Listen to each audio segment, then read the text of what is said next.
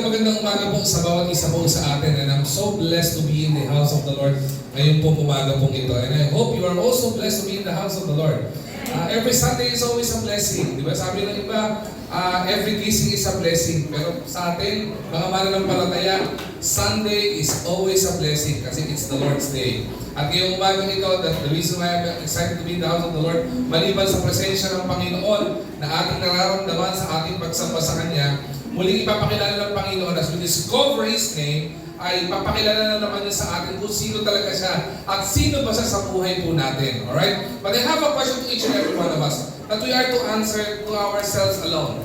Have we ever felt lost? Meron ba dito naligaw na? Yan. Meron ba dito mga nagdadrive? Yan. Mga nagmamaneho katulad ko. Meron ba? Pakita sa kamay para mabuhay tayo ng konti. Yan. Whether motor, bisikleta, scooter, kotse, nagmamaneho ka. Yan. Yan. Kung nagmamaneho, naramdaman nyo na ba o na-experience nyo maligaw kayo? Anong pakiramdam kapag ka naligaw ka? You will feel the anxiousness. Okay? I would remember, hindi pa uso yung mga ways. Di ba? Pagka ikaw naliligaw ka, ang common na gagawin mo magtanong. Hindi ba? At saka kapag ka may gasolina ka, hindi ka masyadong kinakabahan kapag ka magtatanong ka. Or naliligaw ka kasi may gasolina ka eh. Pero kapag ka yung gauge ng gasolina mo, kokonti na lang, tapos umiilaw na yung reserve mo, di ba may warning ka na maubos na gasolina mo, tapos naliligaw ka, at hindi mo alam kung nasaan ka na, you will feel a different type of anxiousness sa buhay mo. Sa atin, kayo ba ito? Kahapon yung sports fest, ano? Tama ko? Yesterday was a sports fest ng adult natin. So, congratulate sa ating mga adults, sa mga mens natin. Nagwagi sila. Ang nanalo ay sa chess individuals, no? Individual ay nanalo, yung chess at saka yung, ano po? Badminton. Yung basketball, nanalo din sila sa puso natin. Kahit na paano naman natin, di ba? I-represent po nila ang church po natin at dahil nanalo sila, pasok sila sa international.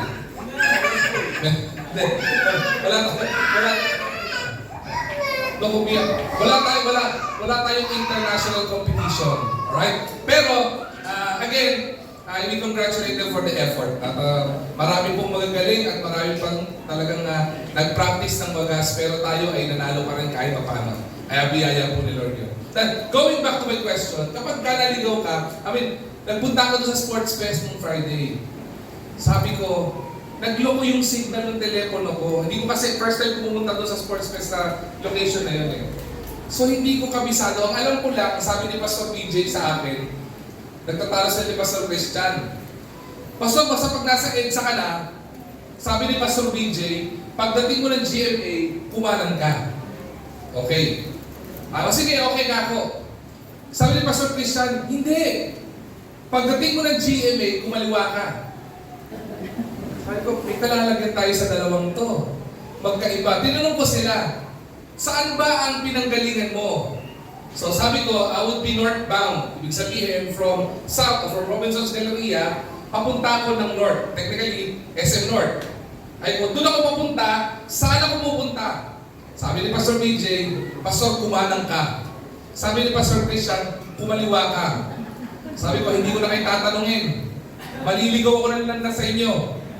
So ang gagawin ko, mag-waste na lang ako. Basta malapit na sa GMA yun. Basta pag sa likod ng GMA, nandun lang yun.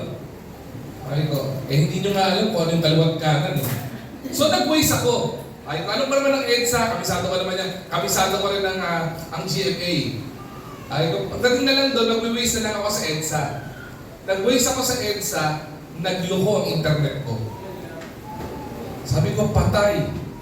Saan to? Tapos may sinabi sila, di ba sa Quezon City, uso din mga scout ganito, scout rally, scout ganito. Puro scout yan eh.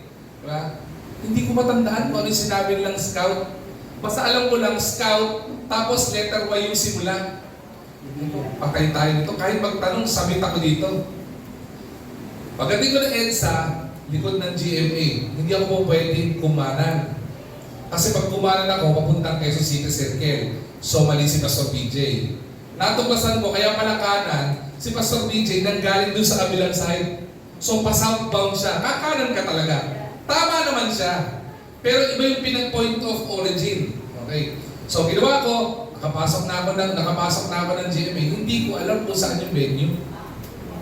Ang alam ko lang, Quezon City High School.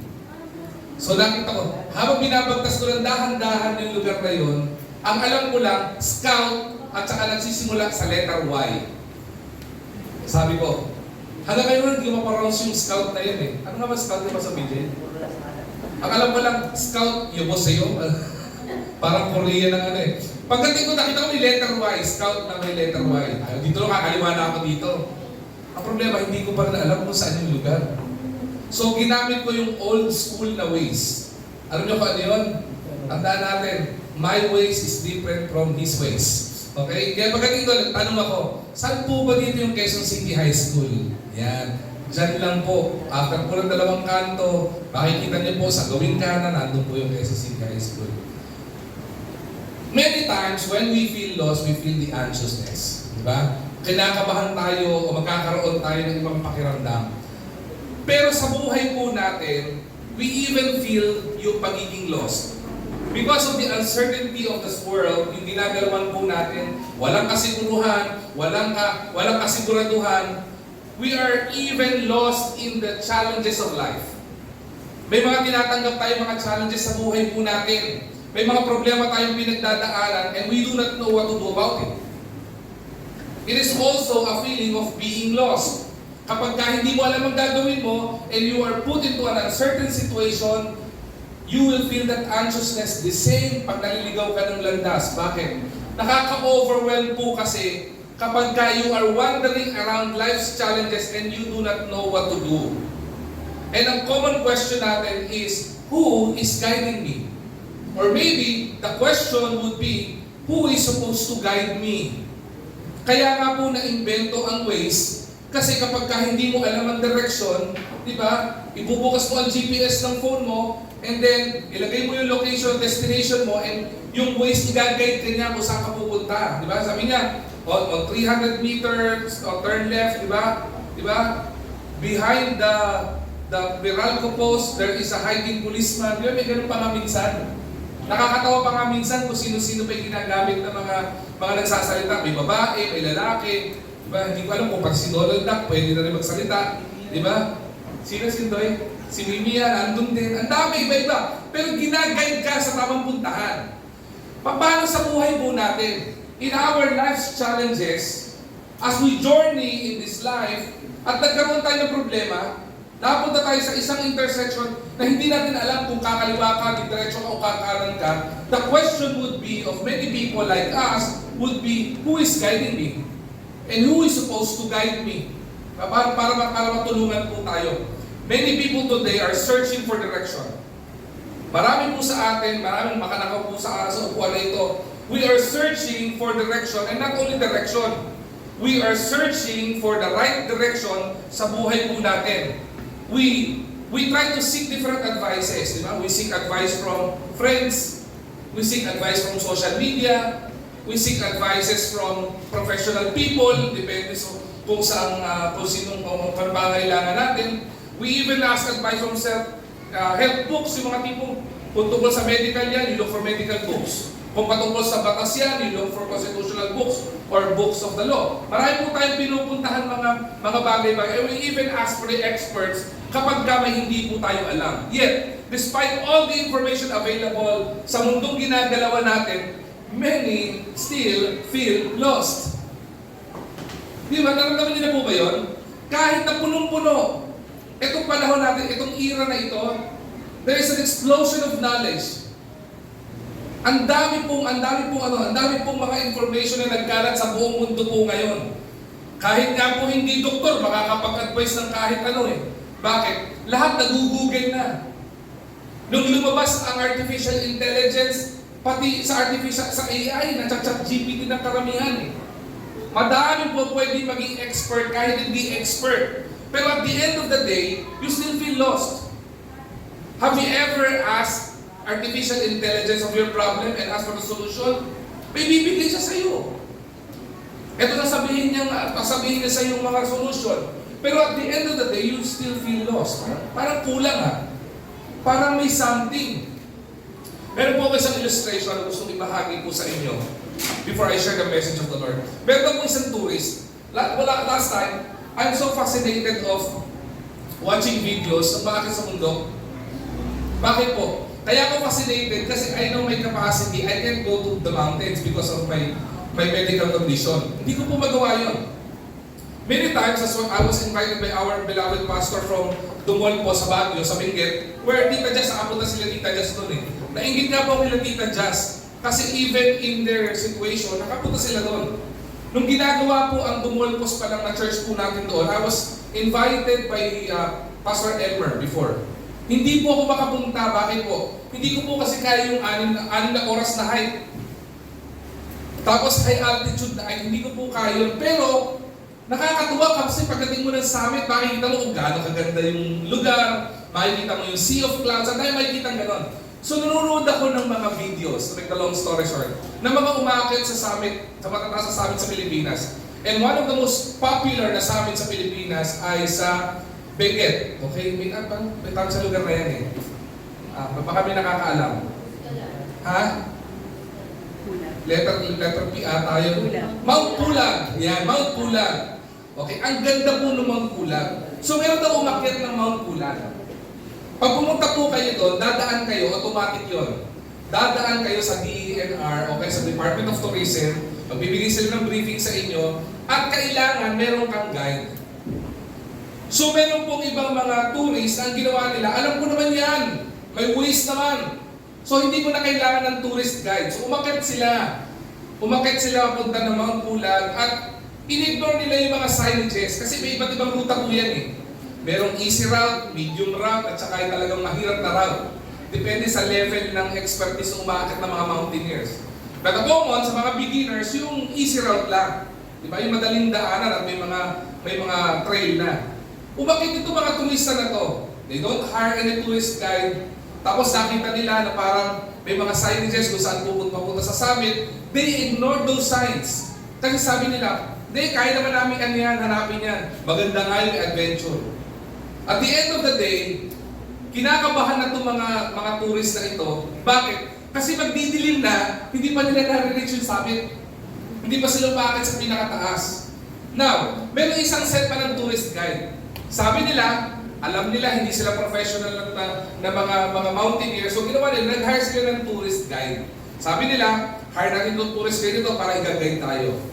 Because they knew from the start that they are not professional, and bago sila dun sa lugar na yon, hindi sila umalis sa supervision ng kanilang mga tourist guide.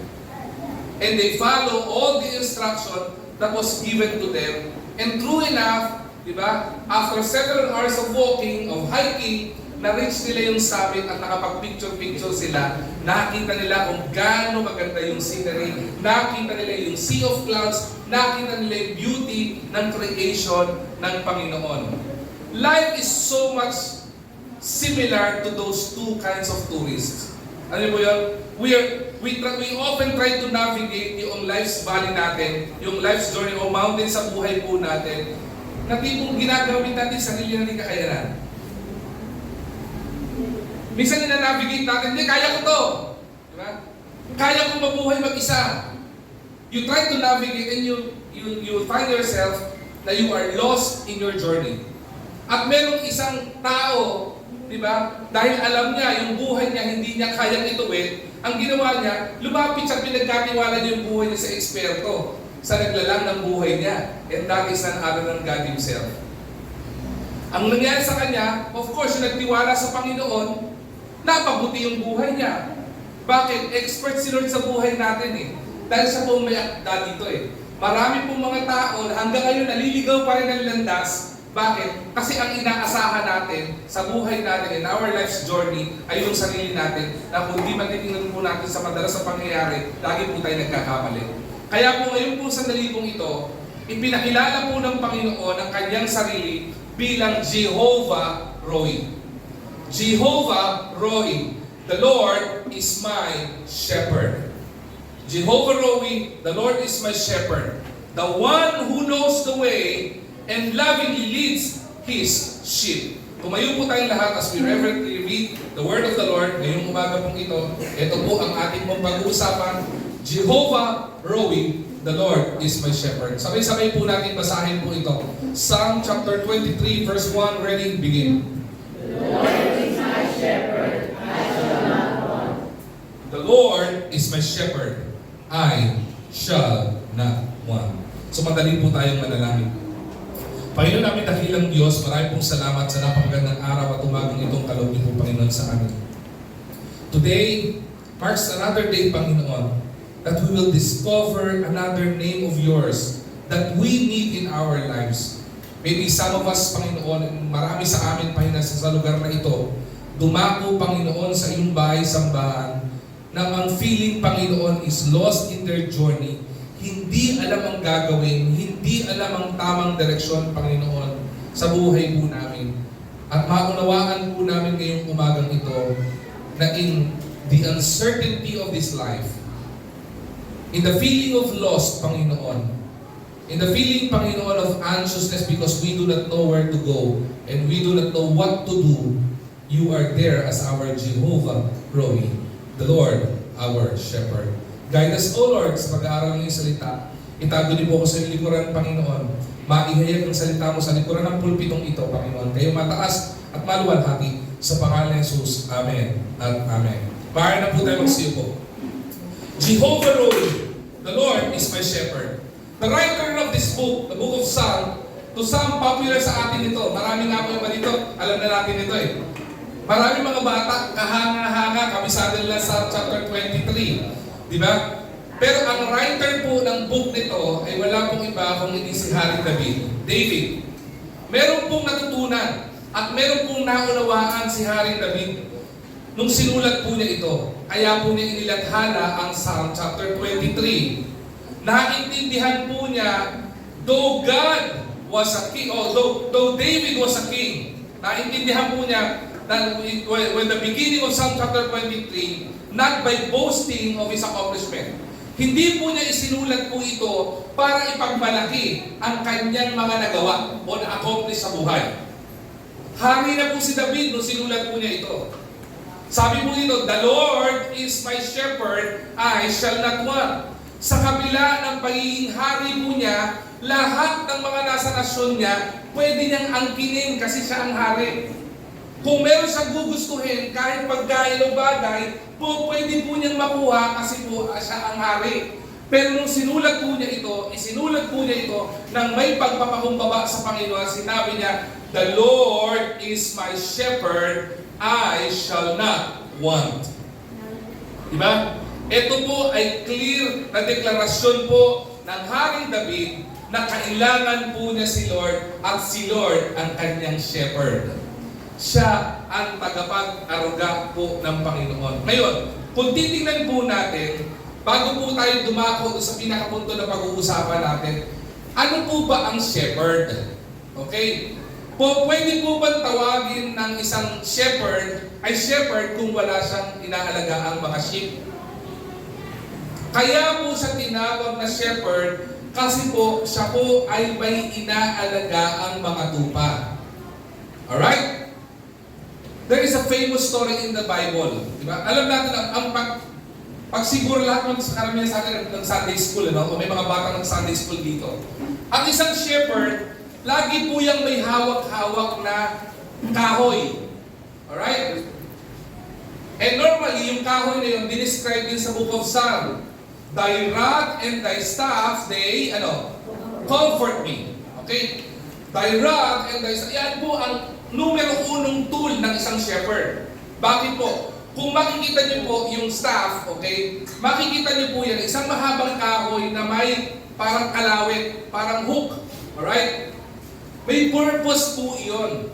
Ang ginagawa po ng isang shepherd, tuwing umaga, araw-araw, walang labis, walang kulang, hindi nagbibintis, inilalakad po niya yung mga sheep niya. Inilalagay niya, dinadala niya sa ilang. Para saan po? Una, para ma-exercise yung mga sheep. Pangalawa, para kumain sila ng mga damo sa dadaanan po nila. Now, pagka po dumating ipagka po inilabas po yan sa kanilang mga lungga, okay, o sa kanilang kulungan yung mga sheep na ito, madami po yan. Sabihin mo na lang po may isang shepherd, meron siyang 100 na sheep. Kailangan po niya yung kanyang tool na rod and staff. For what purpose? Bakit po? Pagka po naliligaw o humihiwalay sa grupo ng mga sheep, yung tupa, gagamitin niya po yung hook, yung staff. Okay? Ang gagawin po niya yun, kakalawitin po niya yun. As ibabalik niya sa grupo ng mga sheep para hindi po maligaw ng landas. Pastor, para sa ang purpose ng rod? Ang purpose ng rod ay dalawa. Una, kapag kapakulit yung sheep, ginagawa niya, pinapipikit niya yun sa sheep para bumalik. Kung hindi naman, dahil pinapalakad sa ilang, may mga sabihin natin, may mga wolves o may mga hayop na po pwedeng malakit sa sheep, yun ang pinagpapalo niya doon. Mahalaga po yun. Hindi po pwedeng tawaging shepherd kapag wala pong sheep. At kung papansinin po natin, alam niyo mga kapatid, tayo po ay mga tupa o alaga ng Panginoon. And the Lord is our shepherd.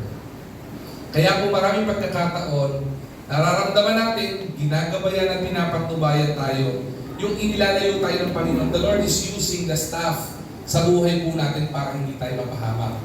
Kaya din po, marami din po pagkakataon na nakakaranas po tayo ng mga sakit sa buhay natin. Hindi yung physical na sakit lang ha.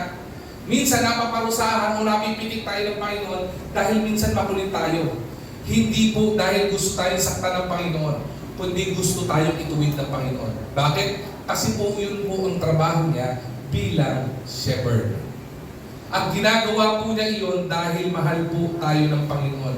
At yan isa pong pangalan ng Panginoon na dapat po nating maintindihan at dapat po nating maunawaan that He is our Jehovah Rohi, the Lord is our shepherd. Siya po ang tagapangalaga, tagapagbigay ng direksyon po sa buhay po natin. At ang pag-uusapan po natin ngayong umagang ito is the ministry. Okay? The ministry of Jehovah Rohi. Ano po ba ang ginagampanan niyang responsibilidad? Ano po ba yung kahalagahan ni Lord bilang Jehovah Rohi, our shepherd? Ano po ba yung ginagampanan niya sa buhay po natin? At bakit po natin kailangan po ito? Ilang bagay pong ibabahagi ko po sa inyo na matatagpuan po natin itong lahat sa Psalm chapter 23. Una po is this. The Lord or the shepherd, ang unang-una niyang ginagampanan, He provides. The shepherd provides. Kaya po ang sinabi sa Psalm chapter 23 verse 1, the Lord is my shepherd, I shall not want. A shepherd ensures that his sheep have everything necessary. Sinisigurado po ng shepherd na lahat ng pangangailangan ng kanyang tupa sa buhay ay napupunan o naipo-provide. At naunawaan po ni Haring David po yan. David recognized that God was the source of everything. David knew that God, being Jehovah Rohi, being his shepherd, is the source of all his blessing. At naintindihan din po ni Haring David na tayong mga tupa, hindi tayo bubuhay kung walang provision galing sa Panginoon. Kaya naunawaan niya, the Lord who is his shepherd is the one who gives provision sa kanya. Kaya po siya nabubuhay. God may not provide everything we desire. Maaaring hindi po lahat hindi binibigay ng Panginoon. Hindi po lahat ng heart's desire natin nakukuha natin. Whatever the Lord willeth, He doeth. Lahat po ng gusto gawin ng Panginoon, gagawin po niya. Bakit po? Hindi po niya gagawin yun para ipagkait po sa atin yung mga gusto natin sa buhay. Kaya po minsan pinagkakait ng Panginoon, una, baka hindi natin deserve. Pangalawa, kung hindi ba natin deserve yun, baka po kasi ikakasama natin yun. At pangatlo, baka yun na maging sanhi na maging malayo tayo sa Panginoon. Kaya may mga pagkakataon, He will not provide everything that we desire, but He always provide what we need. Yun po kabutihan ng Panginoon. Di ba may famous na verse na gusto po tayo? The Lord provided all our, ang sabi nun, needs according to His riches and glory. Hindi po sinabi sa verse po na yon, the Lord provide your need. Ang sinabi po doon, the Lord provides all our needs. Lahat ng mga pangangailangan. At hindi po basihan ito sa yaman ng mga kung sino-sino o yaman natin o kakayanan natin. Ang pagpo-provide ng pangangailangan po natin o lahat ng pangangailangan natin is base sa kapangyarihan at kakayanan ng Panginoon. At alam naman po natin na ang kakayanan ng Panginoon is limitless. Hindi po siya cover ng limitasyon ng kakayanan ng tao. Hindi po ba lahat kaya po niyang ibigay? Kaya po tayo mga mananampalataya, hindi po tayo para mangamba doon po sa ating mga pangangailangan kasi pangako at responsibilidad po ng Panginoon yan na ang gawain o tayo mga pangangailangan po natin ay ipagkakaloob po ng Panginoon sa atin. Amen. Purihin po ang Panginoon. Right? He always provides our need. Kaya po ang dapat na matutunan po natin, if Jehovah Rohi, being our shepherd, is the one who provides, ano po dapat ang response ng mga Kristiyano? Ano po dapat ang response natin mga tao at mananampalataya? Ang dapat response natin sa bagay na ito, sa Panginoon, is always to trust God in our daily lives. It is always to trust the Lord in our daily needs. Sa araw-araw na pangangailangan natin, magtiwala tayo sa Panginoon. Kung may pangangailangan ka, ipagkatiwala mo sa Panginoon. May pangangailangan ng pamilya mo, ipagkatiwala mo sa Panginoon because the Lord provides.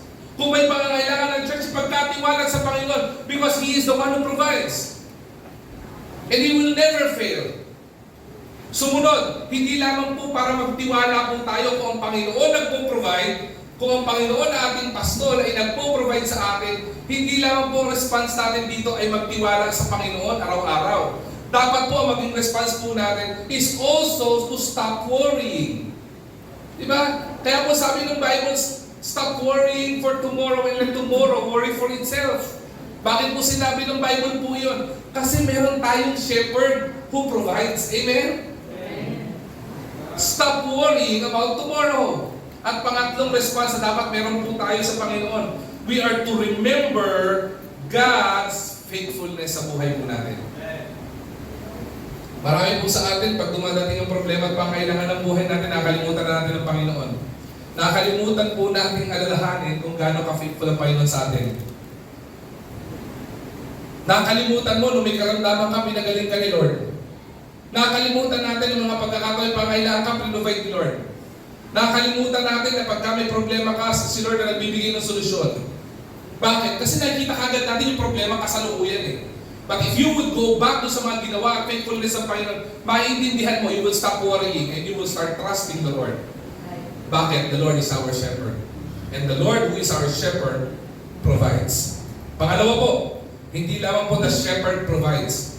Isa sa pinakamahalagang ministry ng pastol o ng shepherd is the shepherd pastures.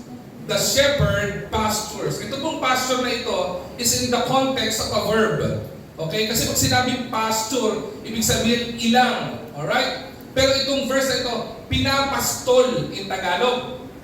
A shepherd pastures. Ano po sabi ng Psalm chapter 23 verse 2? He maketh me to lie down in green pastures. He leadeth me beside still waters. Meron pong ilang bagay na maintindihan po tayo dyan. Sheep are naturally restless and fearful. Yung mga tupa, lagi po silang restless at fearful po sila. Bakit? Wala na po silang kakayanin lumaban sa mga wolves eh. So fearful sila. Restless sila. Bakit? Kasi umaasa lang sila sa kanilang pastol o sa kanilang shepherd. Pag sinabing restless, kasama po dito yung pangailangan nila. Kaya nga po ang unang binigay ng trabaho ng pastol, ang pinakilala ng pastor o ng pastol ay the shepherd provides. Jehovah Rohi provides. Bakit po? Kailangan ng mga tupang kumain. Kailangan ng mga tupang magpahinga. At wala po silang kakayanan para gumawa ng sarili nilang pagkain. Wala po silang kakayanan para ilin ang sarili sa tubig. Ang ginagawa po nila, inililid po sila ng shepherd ng kanilang pastol sa lugar kung saan sila po pwedeng kumain, sa lugar kung saan safe silang po pwedeng uminom, at sa lugar kung saan po pwede silang huminto at mamahinga. Aba, kumbaga sa isang store to, yung shepherd ay one-stop shop. Isipin mo, meron ka ng guide, may nagpo-provide na sa'yo, may nagpapainom pa sa'yo, saan ka pa? May tumutulong pa sa'yo para magkaroon ka ng kapahingahan. Kaya po gagawin po ng mga shepherd, gagawin po niyan, kapag ka po yan ay naglalakbay o pinag-e-exercise, pinaglalakad niya yung mga sheep, may mga time ng pahinga. Alam niyo po saan dinadala? Kaya po ang sabi dyan, He maketh me to lie down in green pastures. Kapag ka po restless na yung sheep, kailangan po nilang magpahinga at humiga. Hindi po dinadala ng shepherd sa mabato. Dinadala po nila sa green pastures kung saan madamo. Bakit po? Kasi comforting po sa kanilang humiga sa madamo. Pangalawa, kapag ka nagutom, di ba, yung hinihigaan nilang damo, pwede nilang kainin. May pagkakaiba po ang paghiga sa katre at paghiga sa kutsyon. Pag humiga ka sa katre, kinabukasan, ang sakit ng likod mo. Tawa, nakahiga na ba kayo sa katre? Anong katre, pastor? Diba sa'yo, hindi na? Kama, papang, in Tagalog. Okay? Ito yung kahoy na higaan. Kapag ka nasa probinsya ka, yung kahoy pa doon, yung may kawayan, hindi mo mga bukol-bukol yun, yung mga pagitan ng kawayan. Pag humiga ka doon, paniwala ka sa hindi, makakapagpahinga ka. Pero ang sakit ng likod mo kinabukasan, bakit ang tigas eh? Ang gusto mo yung malambot, di ba? Yung Sheraton, di ba? Yung dinaanan ng elepante, pero hindi ano. Sabi ng iba, pastor, wala na ata nun papasok na yung Duratex na, o whatever. Di ba? Saan mas gugustuhin mo humiga? Saan mas komportable humiga? Sa kutsyon o sa papag na kahoy? Mas gugustuhin mo sa kutsyon. Kaya po ang trabaho po ng shepherd, pinapahiga niya po sa lugar kung saan makakaramdam ng rest at comfort yung kanyang mga tupa. Di ba? Wait lang. Green pastures eh. Meron po ba sa inyo habang nakahiga kayo, pinapakain kayo, sinusubukan kayo? Meron ba? Kapag kain ka, malamang siguro kung ano, donya ka o kaya don ka. Yung habang nakahiga ka, nga. Tapos sabay magmumuya, ako na mumuya para sa'yo. Di ba? Bibili ako ng mashed potato, mumuyahin ko muna bago ko ibigay sa'yo. Parang kaniri yun Parang ganun po yung ginawa ng shepherd dun sa sa mga sheep eh. Pinahiga ka na sa comforting na lugar, yung lugar pa na pinagdalan sa'yo, dun ka pa pwedeng kainin mo yung hinihigaan mo. Di ba? Ang tanong, di ba tayo mga tao, mareklamo tayo, may pagkain na Lord, wala namang inumin. Wala namang panulak. Naka-experience ako kayo, nilibre niyo yung tao, nanlibre ka, tapos inumin na lang ang bibili niya, ayaw pa niya. Ano ba naman, nanlibre ka na nga eh.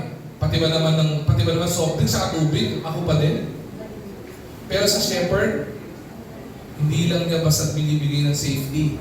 Hindi lang binibigay ng comfort. Ang ginagawa niya, dinadal niya pa sa safe na lugar kung saan siya pwedeng uminom ng tubig. Para ma-refresh. Bakit? Alam niya, papagod siya. Diba? Alam niya na papagod yung mga sheep. Ang tanong, yung shepherd pa hindi napapagod. Alam mo, biyaya po ni Lord. Mareklamo man tayo sa Panginoon. Buti na lang yung shepherd natin hindi napapagod. I would remember one comedy skit in a prayer request. Kilala niyo to? Kasi nag-Pilipinas Got Talent dito eh. Pastor din siya, si Pastor, Pastor BJ, Pastor Luther, Kia. Okay? Siya yung nagmamagic at saka yung may puppet. Puppet niya. Basta may puppet siya. Merong October Praise, isang pinakamalaki October Praise natin, na-invite siya. Tapos nagkaroon siya ng parang skit with his puppet. Sabi niya, mag-pray tayo. Tuturuan, Titoy ba yung pangalan ng anong puppet? Tuturuan kita mag-pray. Pray ka kay Lord. As nag-pray yung puppet kay Lord, Lord, mag-iingat ka. Sabi ni Luther, ba't mo sa'yo mag-iingat? Kasi po, kapag ka nawala ka, patay kami. Minsan, we don't care about God. We know God cares for us. We want God to care for us, but we don't even care for our God. Nakakalimutan natin ang Panginoon. Subukan yung i-record ng mga panalangin natin. Makikita nyo. Lahat ng mga panalangin natin sa Panginoon, puro pakabig. Wala man lang pabili sa Panginoon. Lord, give me this, give me this. But you know what? Jehovah Rohi is happy for what He is doing because He is our shepherd. Kaya po, kung may mga pagkakataon, may problema tayo, di ba nakakapagpahinga ka? Alam niyo bakit? Because Jehovah Rohi is at work. Yung bang kahit po tayo ay pagod na pagod, stress na stress, nagkakaroon pa rin tayo ng lakas to be refreshed. Alam niyo bakit? Because Jehovah Rohi is at work sa buhay po natin. Jehovah Rohi leads His people to places of spiritual nourishment. And not only spiritual nourishment, but also spiritual rest. Marami po sa atin nadi-discourage. Marami po sa atin nagkakaroon ng problema. Marami po sa atin pinanghihinaan ng pananampalataya. If Jehovah Rohi is in our life, at Jehovah Rohi is at work in our life, the Lord will give us spiritual nourishment. Kaya po maraming mananampalataya, konting problema natitison. Hindi nabati ng kapatiran natison. Sinita ng konti sa ministry dahil kaproblema pa niya, hindi niya ginagampanan yung ministry niya, natitison, pinanghihinaan ng loob. Hindi nabati ng pastor, masama ang loob. Diba? Nakita yung pastor's wife na nakasimangot, diba? Hindi mo pwedeng masama lang ang gising niya. Diba natitison, hindi na umaakin sa church. Alam niyo kung bakit? Kasi po, kulang sa spiritual nourishment. Kaya po maraming mga mananampalataya, kahit sa preaching, kahit na hindi naman ikaw ang pinapatukuyan, pili mo, ikaw yung pinatutukuyan. Alam bakit? Kulang sa spiritual nourishment. Kaya po maraming mga mananampalataya, pagdating sa problema ng buhay, hindi po alam ang gagawin. Alam niyo po kung bakit? Kulang sa spiritual nourishment. If you ask somebody, sabihin ng iba, Pastor, bakit po ba pagka, may problema, yung Kristiyano, pag tinupuro Bible verse ang sinasabi, alam bakit? Kasi alam niya yun ang tamang direksyon na ibibigay ng Panginoon sa kanya para matama siya, matuwid siya. Ang masakit, kapag ka po tayo mga mananampalataya na at may problema tayo, wala tayong maikot na Bible verse. O ni wala tayong alam na Bible verse. Ni wala tayong nakakabisadong Bible verses. Alam niyo po bakit? Kulang sa spiritual nourishment. Ang sinabi po dito, spiritual nourishment. Bakit? Marami po tayong pwedeng kainin eh. Every time the pastor at the back of this pulpit preach, that is spiritual feeding. Pero yung nourishment, iba yun. Ninanamnam mo yung salita ng Diyos para maging kalakasan mo. Paliwanag ko po sa mas maintindihan po natin. Kapag ka kumain po tayo, marami ngayon dahil sa sobrang bilis ng mundo ginagalawan natin, minsan hindi nyo inuwi ang pagkain. Basta malasahan nyo, masarap, lulun. Anong nangyari? Hindi nanonourish yung katawan nyo. Bakit? Hindi po kasi nadadigest ng proper.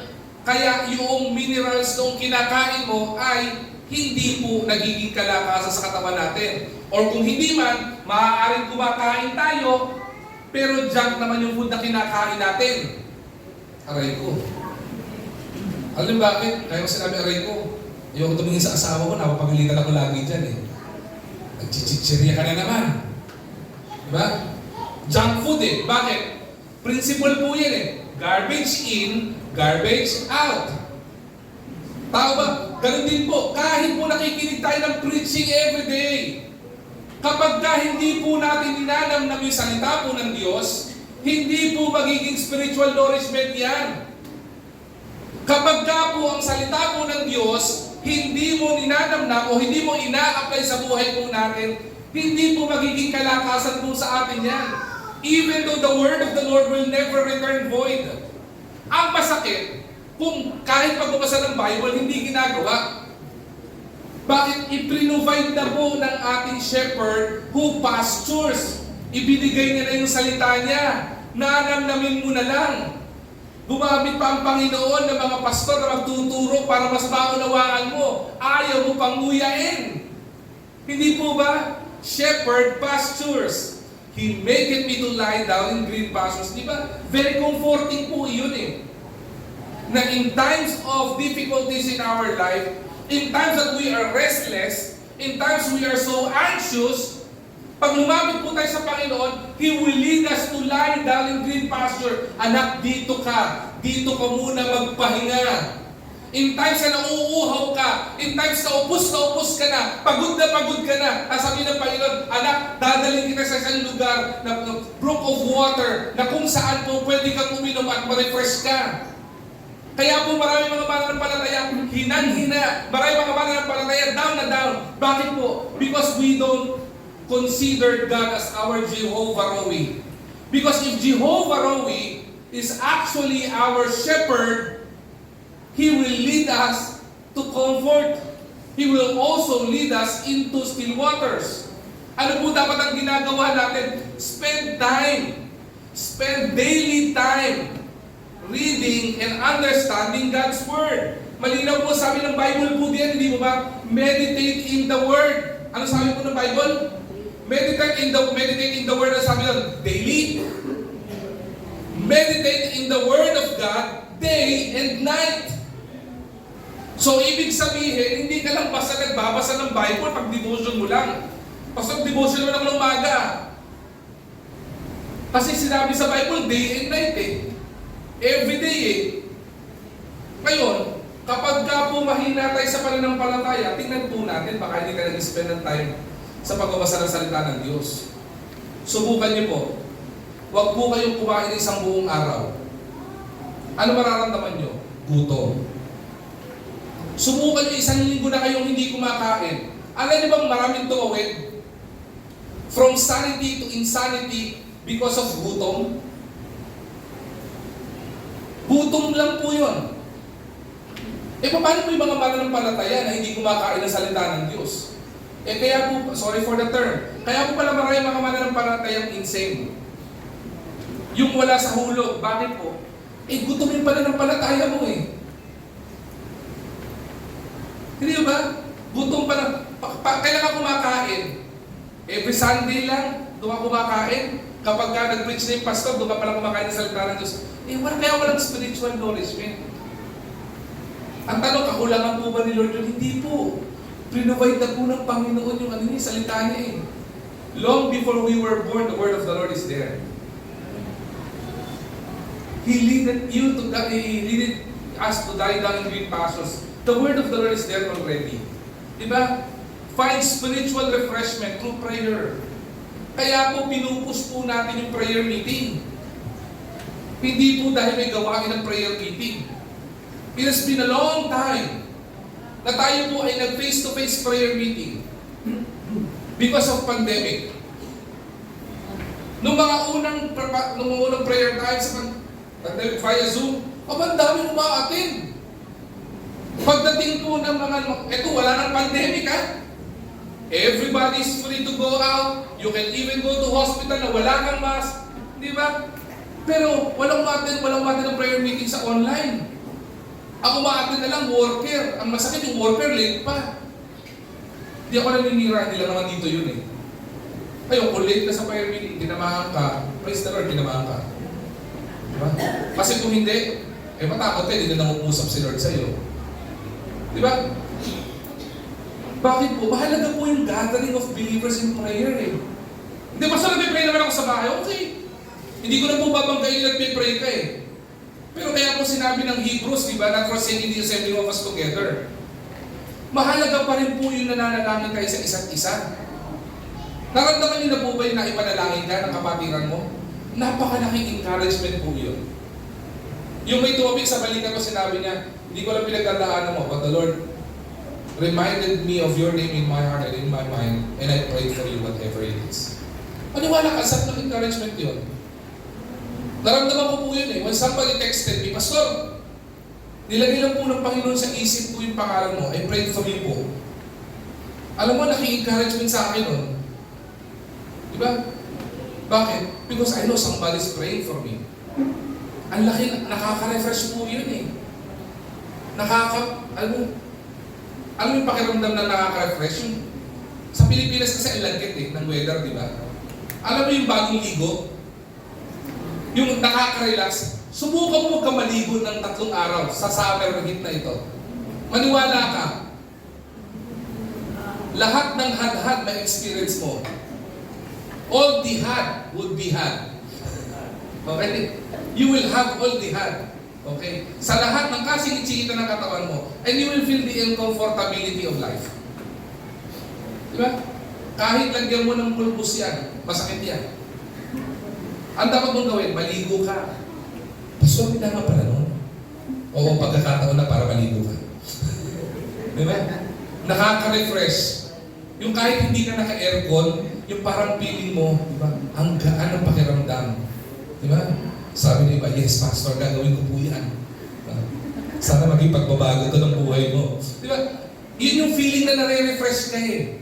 Yung nare-relax ka. And spiritual praying for one another refreshes fellow believers in Christ. So maganda po nagpapanalangin lang po tayo.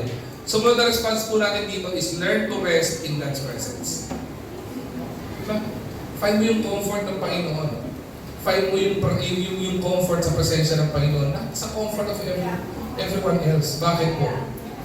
Yung anak ko po pwede lumapit sa akin to ask for advice and comfort, and I'll give that to her or to them. Pero hindi laging nandun ako. Paano kung wala ako? Sino magko-comfort sa kanila? Paano kung wala mami nila? Sino magko-comfort sa kanila? Paano kung hindi ko kayang solusyon yung problema nila? Sino magko-comfort sa kanila? Ang pinakamagandang comforter po natin ay walang iba kundi Panginoon. Let's seek comfort in God's presence. Kaya po totoo, pagdating sa gawain ng Panginoon, masarap po nasa gawain ng Panginoon. Kasi nakaka-comfort to be in the presence of God. Pastor, church lang ba nararamdaman ang presensya ng Panginoon? Hindi po. Sa bahay din po. Kung sinisig mo yung presence ni Lord, di ba? Seek the presence of the Lord and will find rest from the shepherd who pastures. Pangatlo po. Ano yung una? The shepherd. Sumunod, the shepherd pastures. Pangatlo, the shepherd preserves. Ano po ang sabi dito? He restored my soul. He leaded me in the paths of righteousness for His name's sake. Remember yung sinabi ko po kanina? Meron pong rod and staff ang isang shepherd. Ano po ang nangyayari po? Alam po nung shepherd ang mga kahinaan ng kanyang sheep. Alam po nung shepherd na yung sheep niya were an imperfect na mga sheep. Ganon din po ang Panginoon natin who is Jehovah Rohi. Alam po niyang imperfect tayo. Alam po niyang may kasalanan tayo. Alam po niya na magkakamali tayo at magkakasala tayo. Alam po ni Lord yon. Because God is all-knowing. Alam po ni Lord po iyon. At dahil po dito, ito pinakamaganda. Sabi dito, the shepherd preserves. He restored my soul. Kapag ka po nasira po tayo, if we were broken, even if we are broken into several pieces, kaya pong buuin ni Lord yun. Kaya hindi po ako naniniwala na kapag ka po isang mananampalataya nag-backslide at tunay na mananampalataya, hindi kakausapin at bubuuin ni Lord yan. Bakit po? The shepherd preserves. Kaya po niyang i-restore yun eh. Kaya hindi ko po matanggap yung kapag ka nag-backslide, ayaw nang bumalik sa church, Ayaw na bumalik sa Panginoon kasi nahihiya. That is the worst excuse of a Christian sa harapan ng Panginoon. Bakit? Yung Panginoon na naglalang sa'yo, yung Panginoon na nagligtas sa'yo, yung Panginoon na pinagkanuno mo kung bakit ka nagkasala, at yung Panginoon na naglalang at nag-provide sa'yo, nag-lead sa'yo, nag-pasture sa'yo, siya pa ang tinalikuran mo, at nung kinakausap ka ni Lord, ang excuse mo sa Kanya, nahihiya akong bumalik eh. Bakit? The shepherd preserves. He restored my soul. So kung meron mabuti tayo dito, na kahit anong pinakamalaking kasalanan ginawa natin, di ba?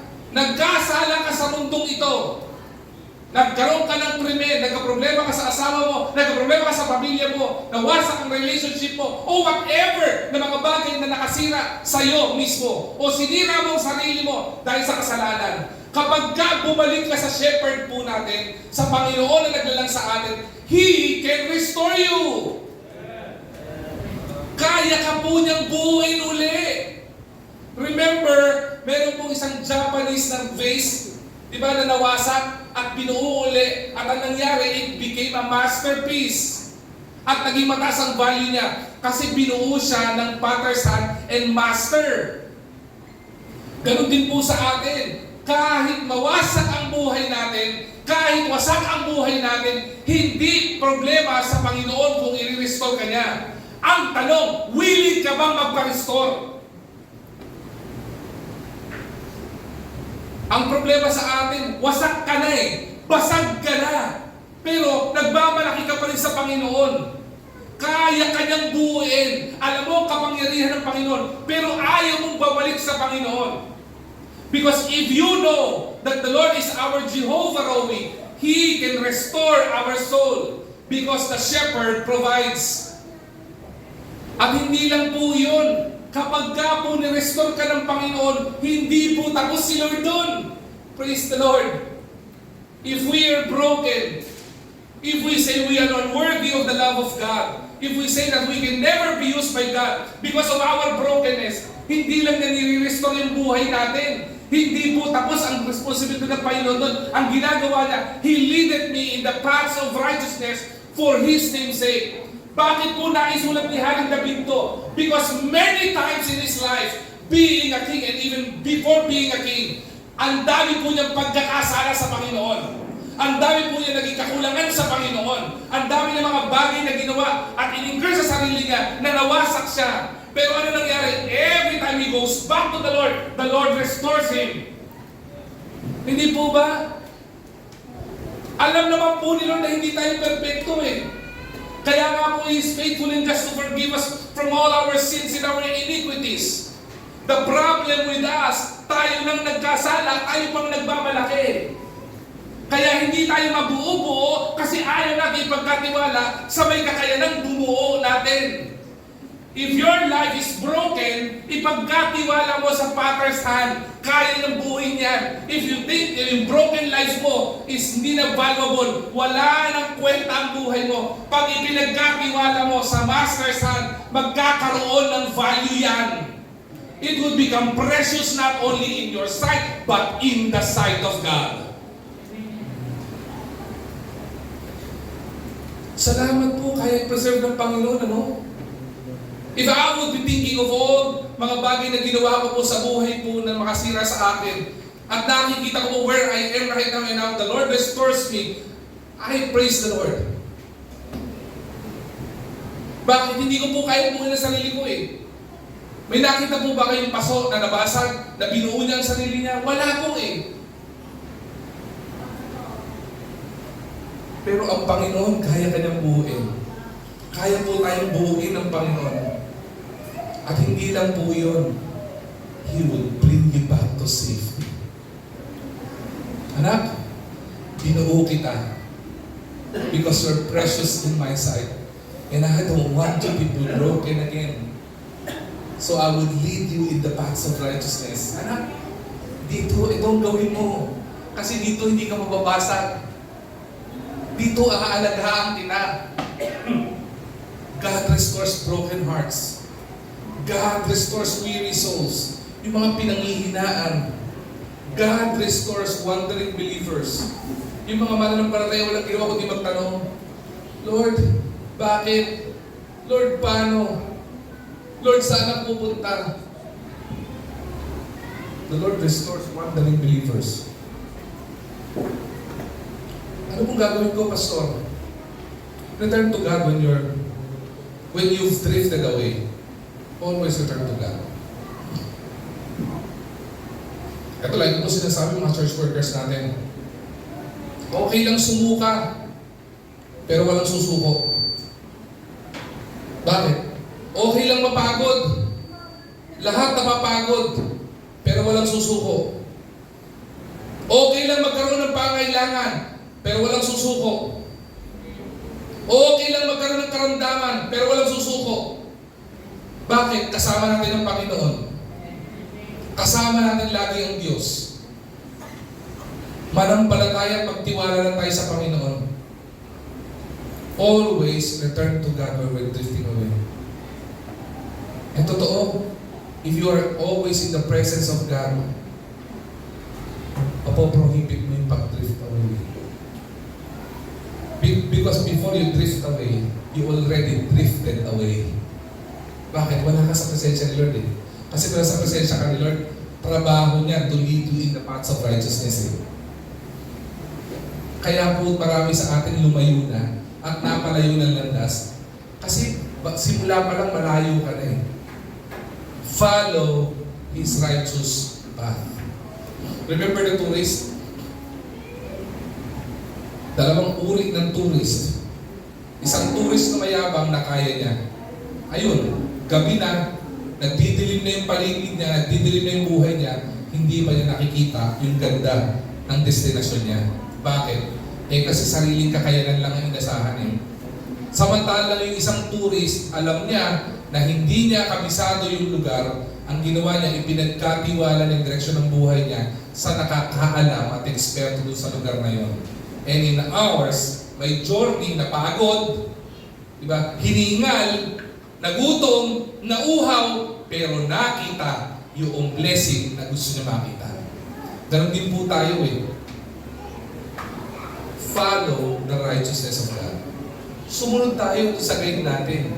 Jehovah Rohi preserves. He is our guide in our life. Hindi mo alam ang gagawin mo. Hindi mo alam ang gagawin mo sa buhay mo. Kailangan mo ng guide. Diba? Kaya nga po, di ba may famous na commercial? Huwag mahihiyang magtanong. Di ba? May right met. Marami po sa atin gano'n eh. Huwag kayong mahihiyang lumapit kay Lord kapag hindi mo alam ang gagawin. Huwag kayong mahihiyang humingi ng tulong kay Lord kapag po may pangangailangan. Bakit? He is Jehovah Rohi. The shepherd preserves. Dalawa na lang po. Psalm 23 verse 4. The shepherd protects. Ano po din sabi dito? Yea, though I walk to the valley in the shadow of death, I will fear no evil. Why? For thou art with me. Ang sarap po nito. The presence of the shepherd calms every single fearful sheep. Bakit po? Yung presensya pa lang po ng shepherd, comforting na po doon sa mga tupa. Alam niyo bakit? Kasi alam nila yung shepherd nila, mayroong hawak-hawak na rod na hindi lang gagamitin ng shepherd para paluin yung mga sheep at magtitigas sa ulo, kung hindi pamalo ito doon sa mga pwedeng umatake sa kanila na mga wolves sa mundong ito. Ganon din po tayo. We are the sheep of the Lord. Alam ng Panginoon na maraming masasamang elemento sa paligid natin. And if God is with us, we will fear no evil. Bakit po? Kasama po natin ang Diyos eh. Kaya kung mapapansin po natin, kapansin po dito, sinabi po ni David, ay sabi po dito, if I walk through the valley, yung bang sinabi po dito? If I walk through the valley in the shadow of death, I will fear no evil. Yung bang katagang binanggit dito? Anong sabi dito? Though I walk through the valley. May pagkakaiba yung if at though. Bakit po? Ang buhay po natin is the same as the direction na ginagampanan ng mga sheep. Maraming valleys, maraming mountains, maraming predators, but God walks with us through them. Iba po yung naglalakad tayong mag-isa at iba po yung sinasamahan tayo ng Panginoon.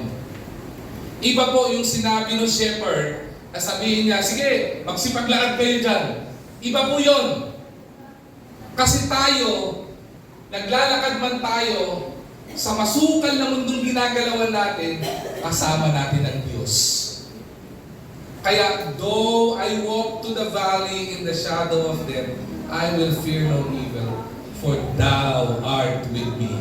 Panginoon, kasama ko po kayo.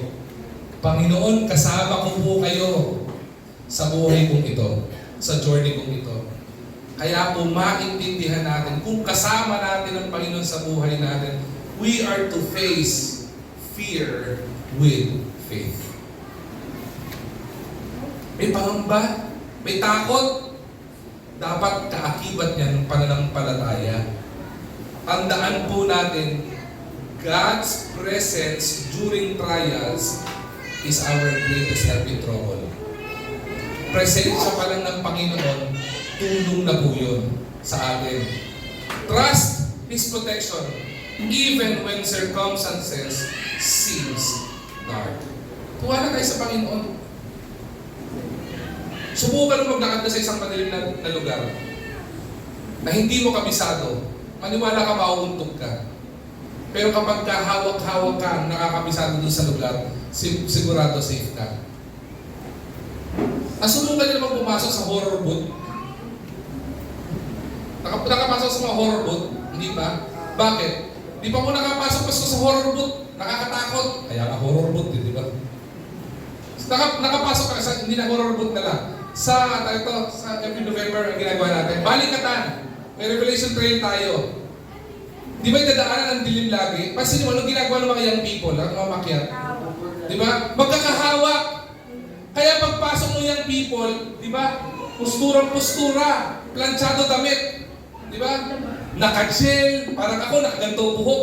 Pagdating sa counseling area, wala na, sabog-sabog na buhok. Tapos yung damit niya, gusot-gusot na. Yung sleeves niya, pulit na. Pero hawak pa rin yung katabi niya. Di ba? Alam niyo bakit? Kasi nakayakap ka doon sa presensya na akala mo protekta sa'yo. Ganun sa kadiliman ng mundo natin eh. Kung kapit-kapit mo, nakakapit ka sa Panginoon, alam mo protected ka. Tao ba? O pwede kang matakot, pwede kang tumilip, pwede kang sumigaw. Pero pagkasama mo si Lord, alam mo safe ka. Kaya ang problema sa atin, marami sa atin. Di ba? Tapang-tapangan, tuwag naman. Diba? Matapang ako! Matapang! Doon sumitilin. Matapang ka? Matapang. Kapasok ka dyan. Ang dami po namin na nasa-discovery dyan. Mga matapang. Matapang ka? Matapang. Nilagay namin sa drum. Natakot, tumili. Matapang! Tumili na eh. Nagbago na eh. Ay, malaki problema itong batang ito. Diba? Marami kaming iniwan sa hell nung time na yan. Okay? Ganun po sa buhay po natin. If our life seems dark, hold on to the one who will protect us. Always hold on to the shepherd. Face fear with faith. Remember God's presence during trials. And trust His protection even in dark circumstances. Panghuli, hindi lamang po, ano muna? The shepherd provides. Hindi lamang po the shepherd pastures. The shepherd preserves. The shepherd protects. Ang pinakapanghuli po is this. The shepherd pursues. Ano po sabi ito? Psalm chapter 23 verse 6. Surely goodness and mercy shall follow me all the days of my life. Wow. Wow. Basahin ko po sa inyo ulit Surely goodness and mercy shall follow me all the days of my life. Ano mo sabi ko? Wow. Paligtarin ko, wow pa din. Alam niyo bakit? tingnan po natin ang sarili sa salamin at tanungin natin, sino ba naman ako para sundan-sundan ng Panginoon? Di ba naisip po yun? Sino ako para sundan ng kabutihan at awa at biyaya ng Panginoon? At ang sabi dito, if Jehovah Rohi is in us, if God is our Lord, surely may kasiguruhan, okay? Goodness and mercy, di ba? Yung kabutihan at abag ng Panginoon shall follow me all the days of my life. Di ba napakasarap po nun? Yung kabutihan ng Panginoon, paborito na nauso yung goodness of God. Lahat tayo kinakanta yun. Paborito, di ba? Yung goodness of God. Pero pinakamaganda doon, yung goodness at mercy ni Lord, sumusunod lagi sa iyo kasi anak ka ni Lord. At hindi lamang po yung basta pangako, may kasiguruhan. Surely goodness. Kasi nung nilathala po ito ni Haring David, na-experience po niya yung kabutihan ng Panginoon. Na-experience po niya yung habag ng Panginoon. Araw-araw ng buhay niya, mula nung hindi pa siya hari, okay, naandun yung kabutihan ng Panginoon. Nung nagkasala siya sa harapan ng Panginoon, naandun pa rin yung habag ng Panginoon sa kanya. Kaya sinabi, ang diniklara ni David dito, may katotohanan. Di ba? Surely, goodness and mercy shall follow me all the days of my life. The word follow carries the idea of pursuing or chasing after. Sinusundan ka, hinahabol ka. Kaya nga po sabi ko kanina wow! Grabe! Bakit? Sino ba naman ako para sundan ng habag ng Panginoon? Sino ba naman po ako na makasalanan? Minsan tumalikod pa sa Panginoon para sundan ang habag ng Panginoon. Sino ba naman akong makasalanan para patawarin ng Panginoon? Surely goodness and mercy shall follow me all the days of my life. God's goodness and mercy continually pursue His children all throughout our lives. Kung tunay po tayong anak ng Diyos, kaakibat po noon ang pagpapala at habag ng Panginoon.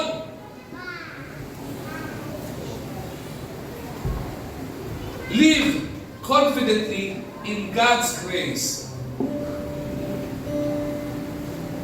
Diba sa atin, wala tayong confidence kay Lord Pag nanalangin ka, ganito ka manalangin. Lord, kung ibibigay niyo po sa amin to, okay lang. Kung hindi naman, okay din lang.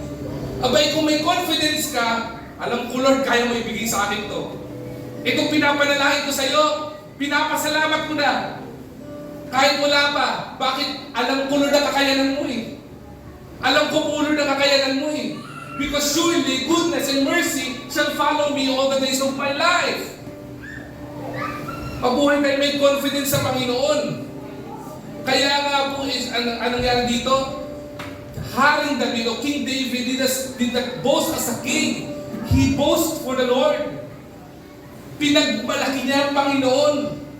Pinapurihan niya ang Panginoon.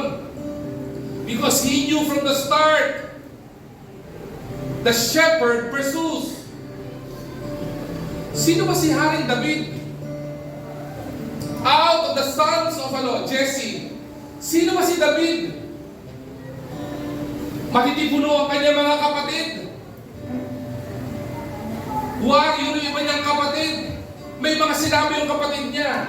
Pero sabi ng Bible, di ba? One by one, tiningnan ng prophet ang anak ni Jesse.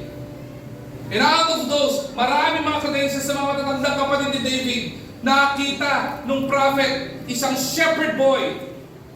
And that is David. He was chosen to be the king of Israel. Hindi mahalaga sa Panginoon kung sino ka. Hindi mahalaga sa Panginoon kung ano estado ng buhay mo. Hindi mahalaga sa Panginoon kung broken ka. The Lord doesn't look for ability. He always look for availability. David, di ba? An ordinary shepherd boy became a king.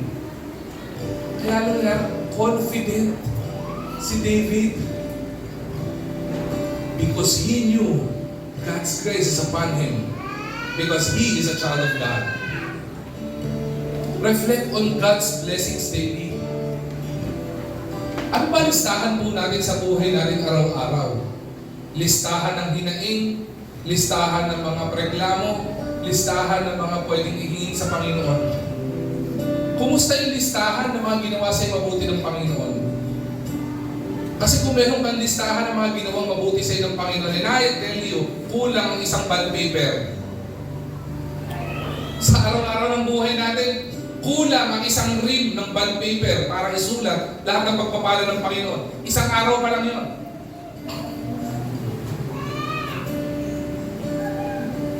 Kaya po, ang tunay na anak ng Diyos, kaduda-duda kapag hindi marunong magpuri sa Panginoon. O baka mas marami listahan mo ng hinaing kaysa sa mga bagay na ipapubigay papuri sa ating Panginoon. Rejoice in His unfailing love. Magkaroon ka ng celebration. Pag may birthday ka, may celebration ka eh. Pag may anniversary ka, nagsiselebrate ka eh. Eh yung sa biyaya ni Lord, sineselebrate mo ba? Kapag kami karoon mo nanonood sa church, nag-celebrate ka.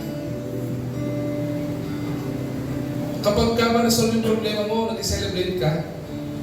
Thank you Lord Salamat Lord Kapag kami blessing ka, whether ano blessing yan, do you celebrate? Minsan kasi pag may blessing, hindi mo sineselebrate eh. Pero ang dami mo hinaing. Pag may blessing, nakakalimutan mo si Lord. Pero pag may hinaing ka, kay Lord ka. Shepherd pursues. The goodness of God follows us all the days of our life. Paulit-ulit po yun. Alam niyo po ba, Jehovah Rohi is more than just a title. It is a personal relationship. Jehovah Rohi is not just a title. It's a relationship. Balik niyo po sa unang verse natin. Kuya, pakibalik sa first verse natin. Tingnan niyo po yung pansinin niyo po dyan. Nung sinulat po ni Haring David dito. Ano po ba? Basahin niyo nga po ulit. Sabay-sabay nga po. Ready, begin. The Lord is my shepherd, I shall not want. Ang sinabi po ba dyan? The Lord is a shepherd. Ang sinabi po ba dyan? The Lord is the shepherd. Hindi po eh. Nung inilathala po ng Haring David po ang verse na ito, hindi po niya dinescribe Jehovah Rohi as the shepherd or as a shepherd. David described it personally. The Lord is my shepherd. I shall not want. Jehovah Rohi is more than a title. It's a relationship. The question is not merely whether God is a shepherd. The question is God, our personal shepherd. May pagkakaiba po yan eh. Pwede mo sabihin, the Lord is a shepherd. Oh, ang ganda nun. The shepherd provides. Oh, the shepherd protects. Oh, the shepherd pursue. Diba? Ang ganda ng bawat punto. Kahit anong ganda ng punto na yan, at the end of this message, the question is the Lord your shepherd? That means, are we allowing the Lord to lead us? Are we allowing the Lord to protect us? Are we allowing the Lord to provide for us?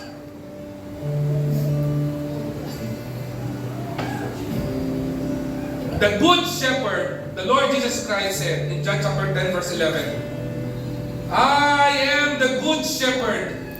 The good shepherd giveth his life for the sheep. Wow. Sabi ng Panginoon, I am the the Good Shepherd. At ibinigay niya yung buhay niya para sa buhay natin. He is not only the giver of our life. Diba? Ibinigay niya yung buhay niya para sa buhay natin.